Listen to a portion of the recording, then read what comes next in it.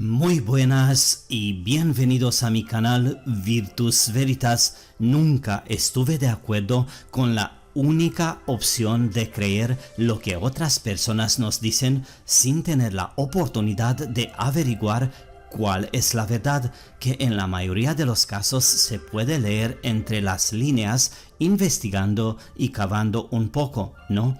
Bueno, hoy quería echar un vistazo a las inmensas y sofisticadas aeronaves conocidas como dirigibles, los globos controlados o los aerostatos y la tecnología erróneamente llamada como tecnología Zeppelin.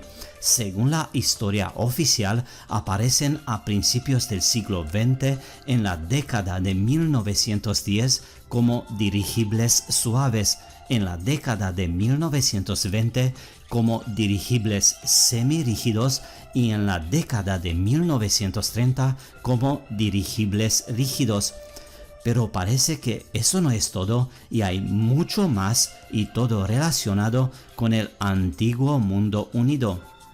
En 1670, el jesuita Francesco Terzi de Lana, 1631-1687, profesor de física y matemáticas en Brescia, actualmente Italia, publicó por primera vez una descripción de un barco aéreo.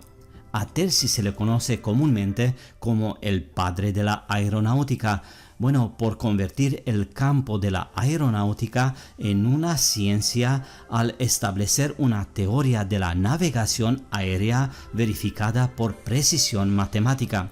De hecho, publicó el libro Prodromo Chiarofaggio di alcune inunzioni nuove premefo all'arte maestra, traducido como precediendo, es decir, descripción de algunos nuevos inventos que presagian el gran arte.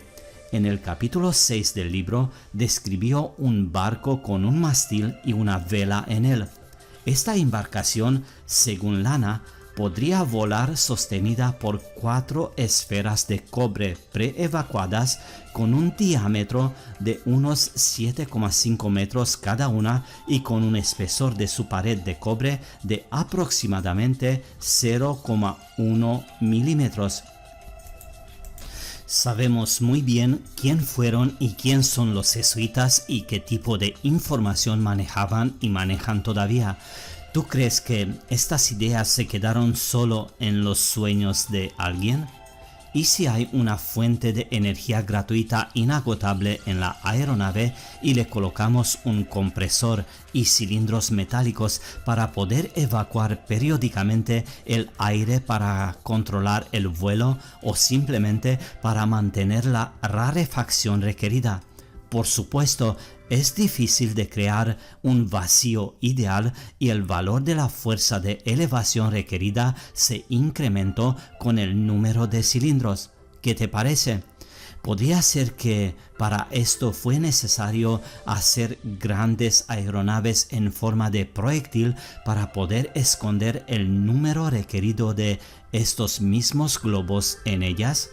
Supongo que muchos de vosotros ahora están comenzando a comprender por qué estas aeronaves estaban condenadas, y todas las historias con la extracción de helio como material estratégico fue un cuento de hadas. Los trabajos artísticos como pinturas y dibujos del siglo XVIII hablan por sí solos. Supuestamente, estas aeronaves en la primera mitad del siglo XX utilizaban helio y más tarde hidrógeno. En diversas fuentes de información hay varias referencias al hecho de que los Estados Unidos han aprendido a extraer helio a escala industrial. El helio es más ligero que el aire y supuestamente se utilizó para llenar estas aeronaves. Al mismo tiempo, el helio es completamente seguro, a diferencia del hidrógeno que se utilizó para los mismos fines en Europa, que supuestamente no tenía grandes depósitos de helio para sus naves. Debido a esto, el helio en Estados Unidos se convirtió en una materia prima estratégica y se prohibió su venta a otros países. Sin embargo, quedan interrogantes. ¿Cómo aseguraron los fabricantes de aeronaves la estanqueidad de tal caparazón dadas sus dimensiones? Es bastante difícil, incluso si dividieron el volumen interno en compartimentos. Al más mínimo defecto de fábrica, la cáscara dejaría de contener el preciado gas y podría haber grandes accidentes. Otro dato curioso es que estas aeronaves se consideraron mucho más confiables que los aviones que aparecieron más tarde, y las estadísticas lo confirmaron. Bueno, ¿qué había allí? Helio o hidrógeno de baja calidad diluido con algo no combustible. Y si seguimos la línea de tiempo y la historia del helio, nos encontramos con más problemas. Vamos a ver, 1868, el helio es observado por primera vez con un espectroscopio durante un eclipse solar total por el astrónomo francés Jules Janssen. 1920, el gobierno federal de Estados Unidos comenzó a extraer helio en las regiones de Texas, Oklahoma y Kansas, motivado por el interés en levantar energía para los globos y los dirigibles militares. Pero ya estos aparatos estaban en el servicio desde hace por lo menos 20 años antes. 1925, el Congreso de Estados Unidos aprobó la Ley de Helio de 1925 que autoriza a la Oficina de Minas a construir plantas de extracción como una forma de almacenar helio. 1960, la Ley de Conservación de Helio de 1960 ordenó un oleoducto de helio crudo de casi 684 kilómetros que se extiende desde Texas hasta Kansas y se conecta a varias plantas de gas natural.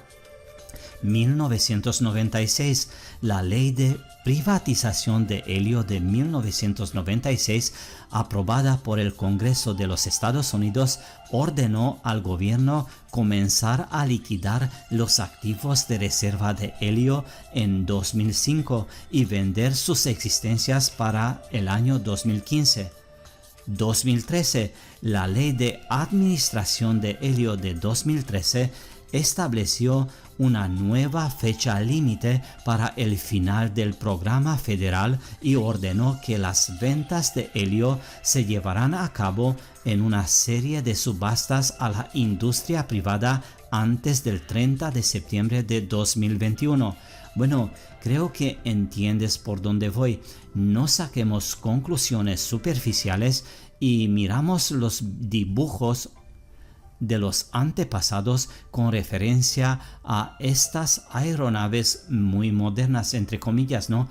Bueno, por ejemplo, este aparato de la primera mitad del siglo XIX tiene el mismo principio de funcionamiento similar a los dirigibles.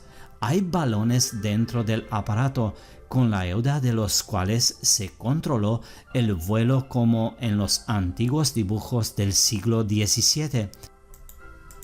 Parece que todo lo que sabemos sobre estas aeronaves de este periodo de tiempo es un cuento de hadas. Bueno, excepto por las fotos de estas bellezas en el cielo que eran capaces de volar alrededor del mundo en 20 días con solo 3 escalas.